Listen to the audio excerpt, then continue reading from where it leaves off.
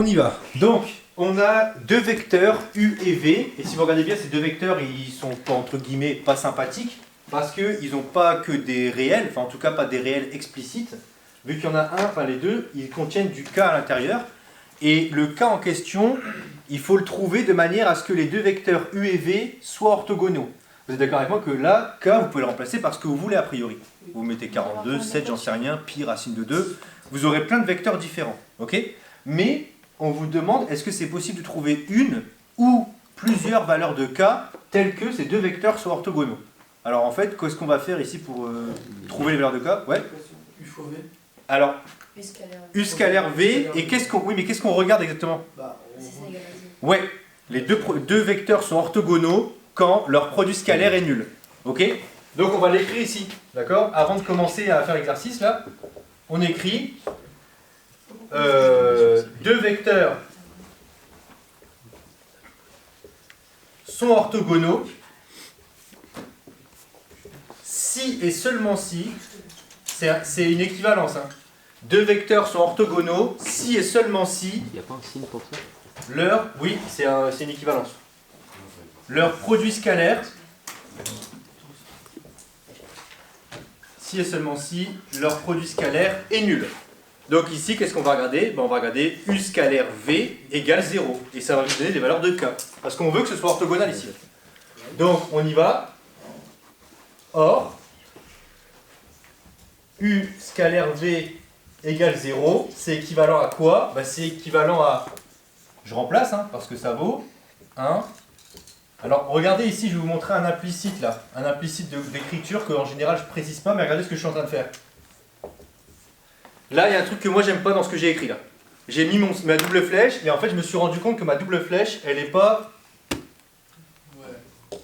au milieu. Alors, c'est peut-être chiant, mais je vais être chiant avec ça.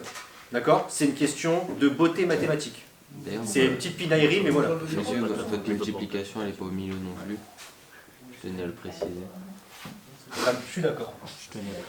Non, mais ça, en fait, ça, souvent, c'est un implicite qu'on vous dit pas. En fait, on vous le dit pas, c'est vrai, mais alignez vos symboles les plus possibles. Si vous avez une double inégalité là, pardon, une double flèche là et un égal, enfin, c'est un peu n'importe quoi. Essayez vraiment d'aligner le plus possible, en fait, pour que ce soit le plus élégant possible, même quand vous le présentez, et que ce soit le plus agréable à lire, en fait, c'est important. Donc ici, je fais K fois K plus 1. Donc si vous faites K fois K plus 1, j'espère que vous êtes d'accord avec moi que ça s'écrit comme ça. D'accord? K fois K plus 1. Plus moins 2 fois moins K, plus 1 fois 2, égale 0. Donc je continue, ça va me donner K carré plus K plus 2K, plus 2 égale 0. Donc ça fait K au carré plus 3K plus 2 égale 0. Et je dois trouver K, je rappelle ici. Hein. Ah, trop bien, ouais. Delta. Ouais, tagada, delta, on y va. Donc c'est parti, hein, parce que ici on est content hein, quand on voit du polynôme et tout second degré, on dit super, je sais le faire, je suis passé par la première, hein, la classe de première, donc je sais faire delta, en général vous êtes content. Donc ici, on a un polynôme du second degré en K, donc on peut le résoudre. Donc je vais l'indiquer, on a un polynôme du second degré en K, d'où d'où le discriminant, je vais l'appeler delta, le discriminant delta vaut 2 points. Donc delta égale quoi? Donc c'est b carré moins 4ac, donc 3 au carré moins 4 fois 1 fois 2. Donc ça fait 9 moins 8, ça fait 1. D'accord? Ouais, 9 moins 8 ça fait 1. Donc c'est quoi les... Donc 1 est strictement positif. Donc deux solutions. Voilà. Donc il y a deux solutions réelles. Je tiens à le préciser. Hein, parce que ceux qui font maths expert savent que même quand c'est négatif, il y a des solutions. Il y a deux solutions réelles, 2 points, que je vais noter K1. Ceux qui ont noté X1, c'est un peu bizarre hein, parce qu'il n'y a pas de X ici. La variable c'est K. Donc K1 c'est moins B moins racine de delta sur 2A. Donc moins 3 moins racine de delta. Je vais peut-être mettre directement racine de 1. Racine de 1 sur 2 fois 1. Donc ça fait quoi ça? Ça fait moins 3, moins 1 sur 2, ça fait moins 4 sur 2, ça fait moins 2. Et K2, qu'est-ce que ça vaut? Moins 3 plus racine de 1 sur 2 fois 1, donc ça fait moins 3 plus 1 sur 2, ça fait moins 2 sur 2, ça fait moins 1. Alors moi, tout de suite, je trouve moins 2, moins 1, je me dis, est-ce que j'ai bon? En fait, il y a une manière de vérifier, au cas où vous auriez oublié. Quand vous avez... Oui, soit remplacé, moi je vais un peu plus vite. Au cas où vous auriez oublié, quand vous avez un polynôme qui s'écrit comme ça, avec un 1 ici, je vais le remettre là pour vous en rappeler, ça s'écrit comme ça, x carré moins sx plus p. Et là, ce que vous avez ici, c'est ce qu'on appelle le produit des solutions, et là, c'est la somme des solutions. Donc ici, quand vous avez un 1 là, vous voyez directement le produit des solutions ici.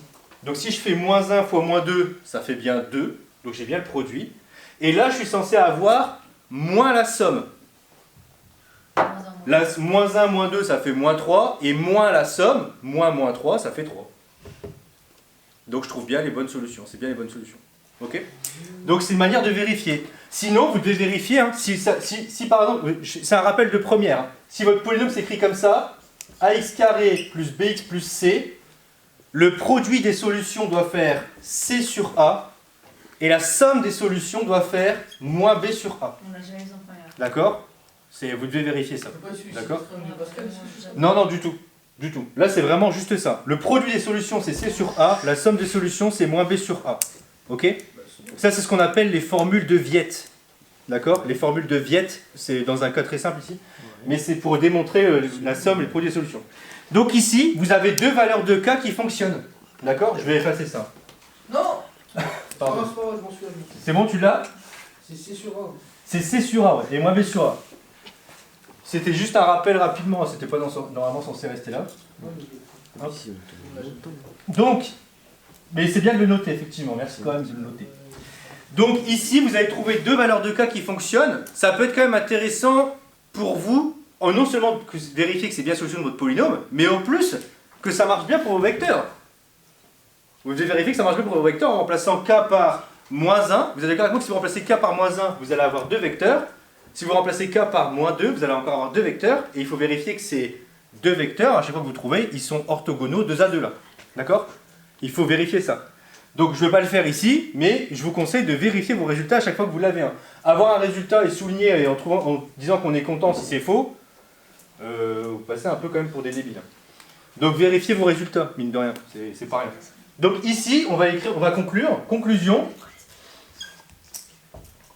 Pour k égale moins 1 et k égale moins 2, les vecteurs, j'ai mis un accent, les vecteurs u et v sont orthogonaux.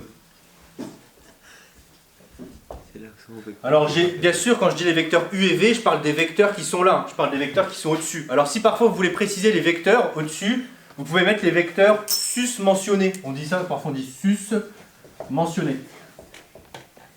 C'est-à-dire mentionné au-dessus. C'est mentionné au-dessus. D'accord? Ça fait... Suspendu. Non, c'est au-dessus. T'es d'accord? Dessus, ça finit par SUS. Donc sus mentionné, c'est ce qui a mentionné au-dessus. D'accord? Non. Donc là, on sait que c'est le bon truc. D'accord? Ok.